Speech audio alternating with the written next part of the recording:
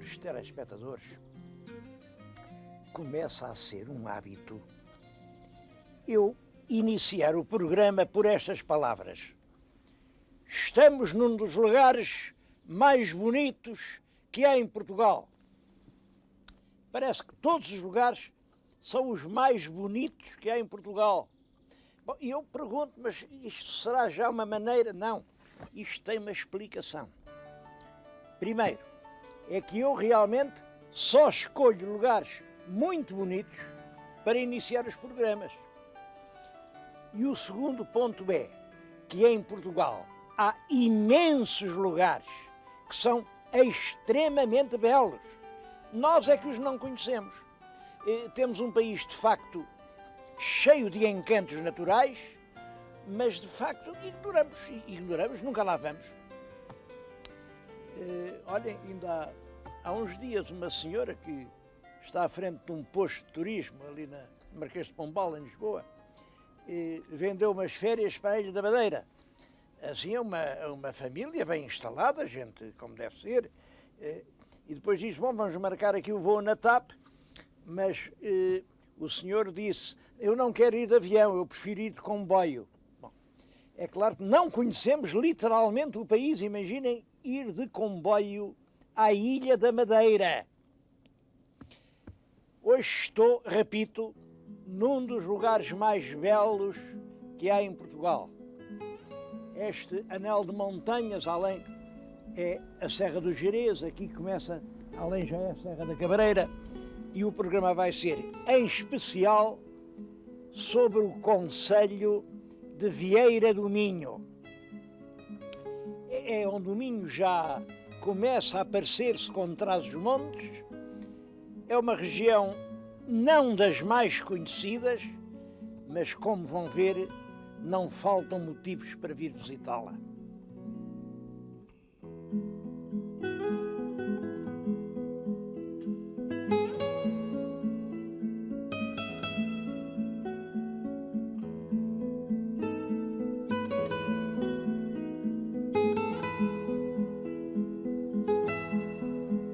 O concelho de Vieira do Minho começa aqui nesta ponte, precisamente ao meio.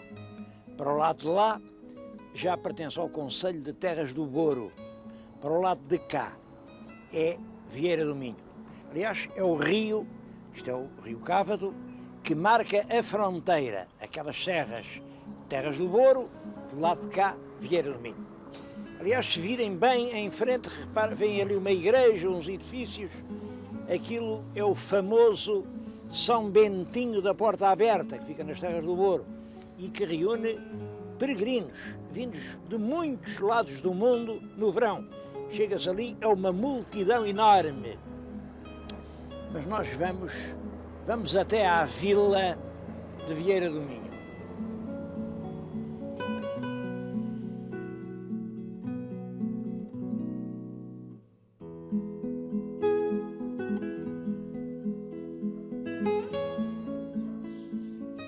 Vieira do Minho não é uma terra antiga. Não é uma terra antiga com povoação, porque como região é antiquíssima. Há até aqui uma situação curiosa. Esta terra, a que hoje chamamos Vieira do Minho, chamava-se até aqui há cerca de 100 anos Brancelhe. Brancelhe. E Brancelhe era um lugarejo sem importância nenhuma. Um lugarejo aqui da freguesia do Mosteiro. Bom, por exemplo, o capitão-mor da região de Vieira morava em Ruivães. Era toda esta região que parece encaixada entre montanhas e que realmente parece modelar uma vieira, uma verdadeira vieira. Era isto que era a região da Vieira, Vieira do Minho, para distinguir das outras vieiras. Bom, mas no século passado, exatamente em 1875, um deputado, era aqui o chefe do Partido Regenerador, era o Dr. Guilherme de Abreu. Era deputado em Lisboa, era um homem muito bem visto, que era realmente um homem de grande personalidade, de grande caráter e de grande influência. Ele era amigo do Barjona de Freitas, que era ministro da Justiça, e conseguiu que o ministro da Justiça criasse a comarca de Vieira do Minho, com a sede, imaginem, no lugar de Brancelhe. Este lugarejo, pouco importante, é que ficou a sede da comarca de Vieira do Minho.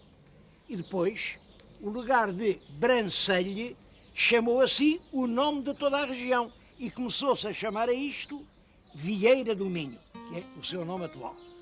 Isto explica que em Vieira do Minho não haja realmente coisas muito antigas, porque era um lugar de camponeses, pouco importante, numa região onde havia outras terras mais antigas e que deve ser cabeça de comarca à dedicação e à pertinácia de um deputado nascido aqui.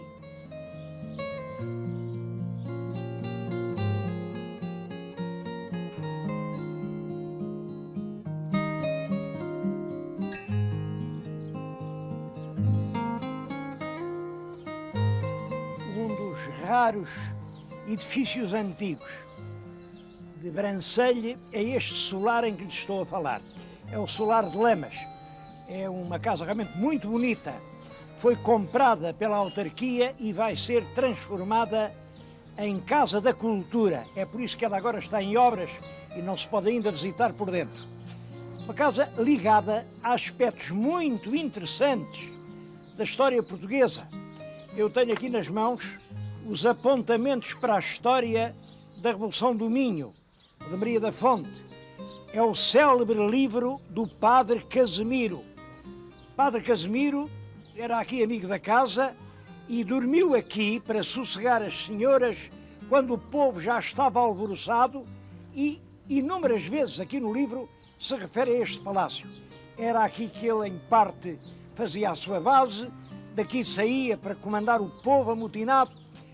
Bom, este livro é um livro que vale a pena ler. A figura do Padre Casimiro é uma figura malsinada, é uma figura de quem se diz muito mal. Claro que ele era um caudilho de guerrilha, era como sacerdote, é uma figura muito estranha, mas representa bem as contradições do tempo em que viveu. É um livro cuja leitura é indispensável para quem quiser fazer alguma ideia do que foi a Maria da Fonte e a Patuleia.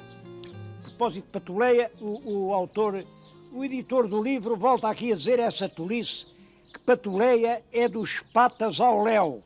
Em Portugal nunca se chamou pata ao pé, nem nunca se diz que andar com os pés descalços fosse andar com pata ao léu. Patuleia vem diretamente do espanhol, patuleia quer dizer scholderboldera, tropa sem disciplina.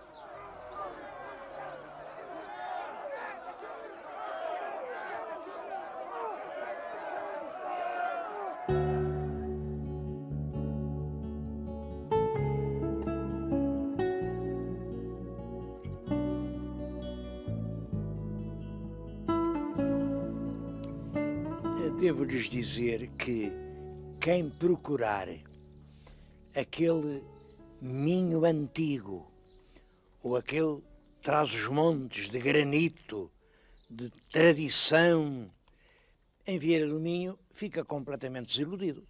A Vieira do Minho é realmente uma vila da passagem do século XIX para o século XX. É já quase o nosso tempo. Bom, isso em Vieira do Minho, porque dentro do concelho há imensas relíquias desse passado que seduz toda a gente. Eu vim agora aqui a uma aldeia, isto fica a cerca de 30 km de Vieira, a aldeia de Campos. A aldeia de Campos tem um passado pré-histórico, isto é uma terra com mais de 2000 anos. Aqui tudo é de granito. As casas, a velha igreja com a Senhora da Conceição, que tem ali a dizer que foi feita em 1711, mas é claro, é reconstruída, aquilo era uma igreja românica. Aqui está o cruzeiro e eu não queria deixar de dizer, isto é um bom exemplo do que não pode ser consentido em Portugal. Isto era a praça diante da igreja, a praça do Cruzeiro, e aqui, a 2 metros do Cruzeiro, puseram um grande poste da EDP, com os cabos elétricos, um dá a luz para ali, outro para ali, outro para lá, estragaram completamente esta paisagem medieval lindíssima e irrepetível. Não se esqueçam de que aldeias como esta são a nossa reserva turística. Em breve, toda a gente vai gostar de ter aqui, numa aldeia assim, uma casa para passar os seus momentos livres. Aliás, isso começa. Olha, nesta aldeia ainda nem sequer as casas são muito caras. Há pouco tempo vendeu-se por 4.000 contos esta que estão a ver, e que já está transformada, evidentemente, numa residência turística. Em todo o concelho de Vieira do Minho estão a pulular as residências ou de turismo rural ou do turismo de habitação, e estão sempre cheias. Não, os portugueses já começam agora a aparecer. Durante muito tempo isto estava cheio, era de gente da Europa que aspirava a encontrar em qualquer parte do mundo, assim, estas aldeias primitivas por fora. Por dentro, já com todas as comodidades. Nesta, por exemplo, esta agora tem, parece que é 150 eleitores. Perguntei a uma senhora que passava aqui na calçada, olha, diga-me lá, então esta gente, e ela diz, então, esta gente, nós agora somos todos velhinhos, os novos estudaram e foram-se embora. Esta frase impressionou-me. Os novos estudaram e foram-se embora. É claro, é indispensável que os novos estudem a sério, estudem cada vez mais. Mas temos que encontrar uma maneira qualquer, encontrar uma forma deles estudarem e não se quererem ir embora.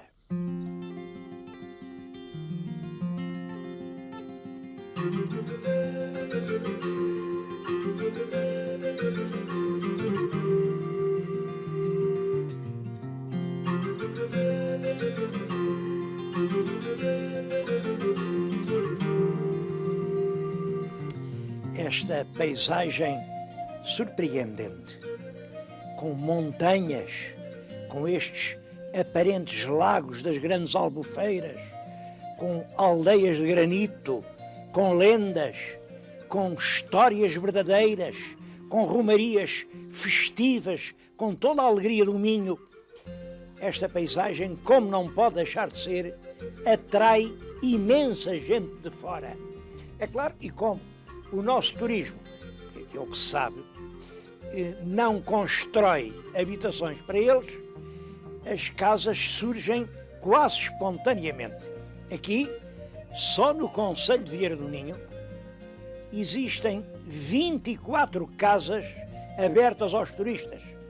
Bom, há esta, de turismo de habitação, é a famosa casa do Capitão Mor, em Ruivães, e mais de 20 de turismo rural aí por essas aldeias, sobretudo na Agra.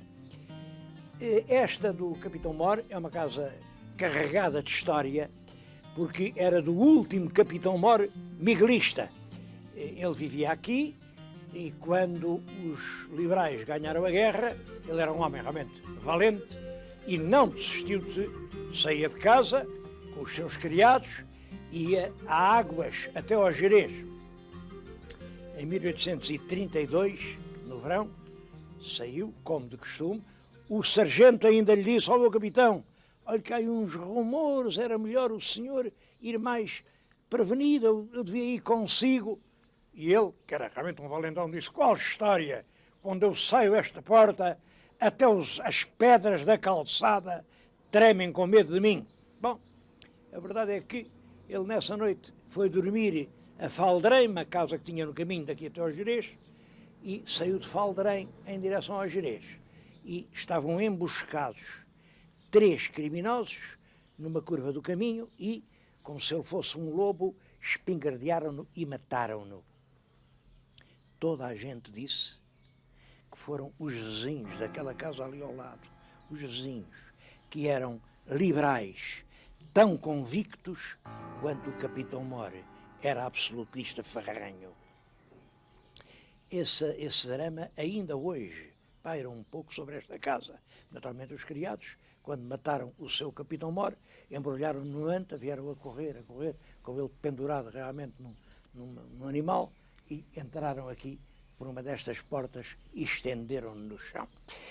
Mas tudo isto mostra as potencialidades turísticas da região. E em vez de estarmos a criar dificuldades burocráticas, dizem-me que há muitas dessas casas ainda não foram licenciadas, porque há uma discussão de que uns dizem que aquilo está equipado com gás, não deve ter gás, deve ter eletricidade, ou é o contrário, não sei, uma coisa dessas. Mas estas trapalhadas não fazem senão impedir o crescimento turístico do país.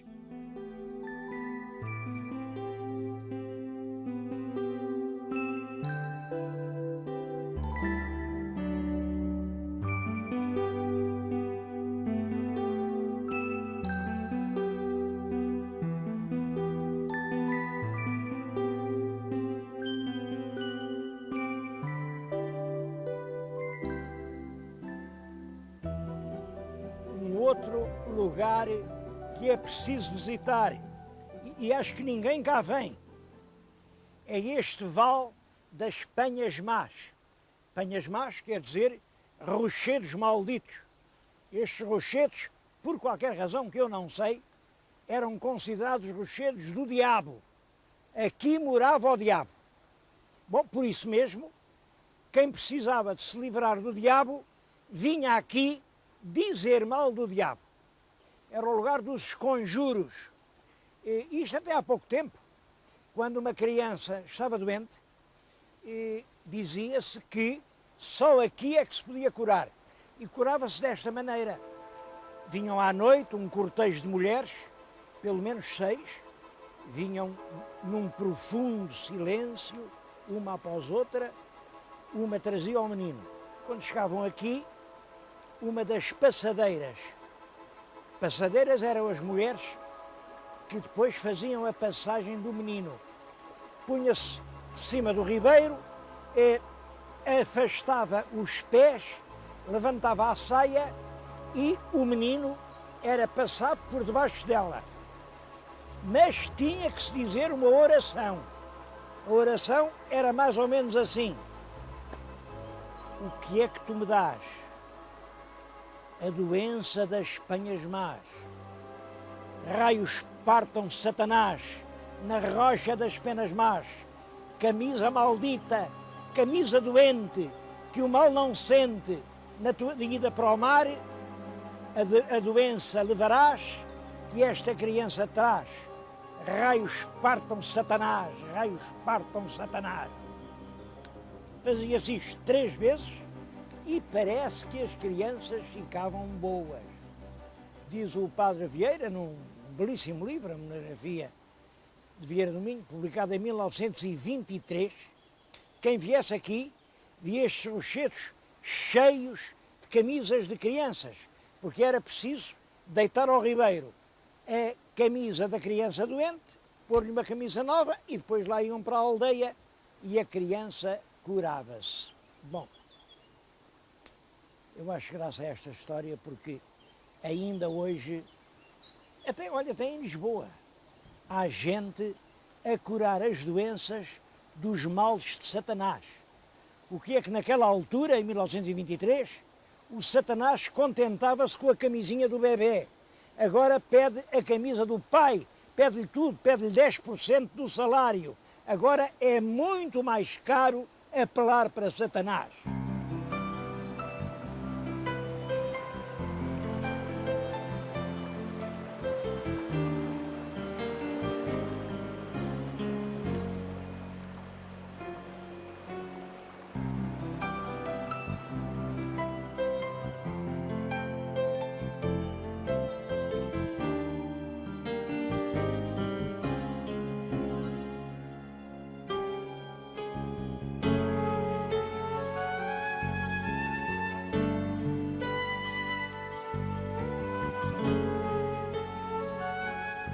grande parte do concelho de Vieira do Minho é ocupado pela Serra da Cabreira. Eu agora estou no ponto mais alto da Serra da Cabreira, um ponto a que chama o Talefe. Não imaginam até que ponto isto é atraente, é comovente, é uma beleza comovente. O senhor telespectador está a pensar em vir aqui, eu acho bem que venha, mas tenho que o prevenir. Isto não tem estrada, tem um estradão todo esburacado, é realmente um calvário chegar cá acima. Portanto, só se pode vir num veículo de todo o terreno e munido de imensa paciência. É uma dificuldade, mas vale a pena, podem crer. É uma serra, fica em frente da Serra do Gerês. Eu acho que é uma espécie de irmã solteira da Serra do Gerês. Sabem disto quando há duas irmãs? Muitas vezes há uma mais bonita, mais loira, que casa, tem marido, tem filhos, e há uma outra, se calhar era morena, mais agarrada, mais acatada, mais chegada ao lar, nunca casou, nunca ninguém falou nela. Mas quem reparar bem, quem olhar com olhos de ver, vê que afinal ainda era mais bonita que a irmã que casou. Eu acho que isso se aplica à Serra da Cabreira em relação à Serra do Gerês. Esta serra é realmente um encanto. Está povoada de raças autóctones. Andam aqui perto de mim uma manada de bovinos do Barroso. Aí embaixo andam os garranos, nasceram aqui na serra, criam-se aqui. Aqui nestas há grandes moitas, eu tenho grandes moitas de urze e enxames de abelhas fazem um mel especial, um mel escuro, denso, o mel da urze. E sobretudo daqui vê-se uma grande parte de todo este norte do país. Isto é de uma grande beleza.